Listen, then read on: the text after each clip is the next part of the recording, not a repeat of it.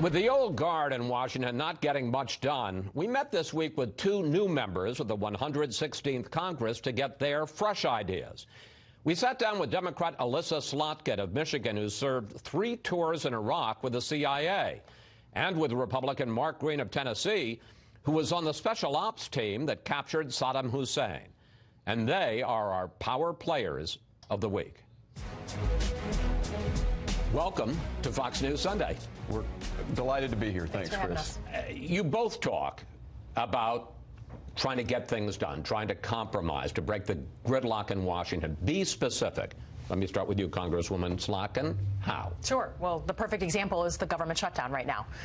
We have the basis of a deal, right? Both sides are saying they care about border security. They believe in national security. Start having a real negotiation about border security, border forces, more technology at the border, fencing if we need it in some areas. It doesn't just have to be a wall. That's the essence of a negotiation. So I think we can start now if people really care about getting something done. You're talking about the issues. I guess I'm talking more about attitude, because it's, you know, there are problems there, and people have known about possible deals, possible solutions for a long time, but it never gets done. Why not?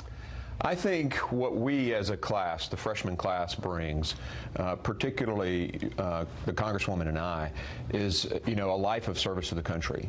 You know, she's prior military, I'm prior military, and we want solutions. And we're just sick and tired of it not happening. And our constituents sent us here to get it done. So we're rolling up our sleeves and gonna get it done. Well, I want to pick up on that, because Congressman Green was a special operations flight surgeon in Iraq, part of the capture of Saddam Hussein. You served for years in the CIA, then for Presidents Bush 43 and Obama, a Republican and Democrat.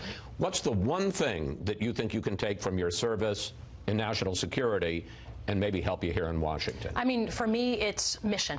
Right? You have a mission. And when you're serving in the CIA, their military, you wake up every day, you know what you're doing and why you're doing it. And I think it's no different in Congress. Some people have treated it as if they don't have a mission, that they're there for themselves, they're show horses, whatever. I think making sure that people remember that they were elected to get something done and pass legislation is the most important thing. There are a lot of very well-intentioned people in that building behind me, and somehow it doesn't get done. Let's take the shutdown. The wall. The president says has to be a wall, or some version of a wall. You hear Nancy Pelosi say a wall is immoral. How do you compromise from that kind of rhetoric? I think we find, some common ground with what is border security, and we get it done. I mean, that's really what we have to do. And, the president has looked at this and has said this is what we need to do, and, I'm supporting him in this effort. I just think literally life is about negotiation. There's no one who lives their lives just saying, I'm going to unilaterally decide what happens. So negotiate, get in a room, kick out the cameras, and get something done. Where are you both on Donald Trump? Question for you, Congresswoman Slotkin. Are the Democrats, particularly in the House, too anti-Trump? I think the tenor and tone that the president have set is just unbecoming of the country that I love. And for me, that's critically important. I don't like policy by Twitter, but to me, just because you're providing a check and balance on the president doesn't mean you don't have a responsibility to legislate and get something affirmative done. If we're only anti-Trump, we are not doing our job. On the other hand, Congressman, you said during the campaign you can't imagine an issue where you would differ with Donald Trump. So far, every action he's taken has been spectacular, from cutting taxes that created massive growth, at least in our state in Tennessee, to one of the biggest pay raises for our soldiers in 10+ years. I think the actions that he's taken are spectacular, and I can't see an area where I would disagree with him at this point. What about the tone? I think maybe in some cases there are better ways to say things. But again, I 100% support the actions that have been taken.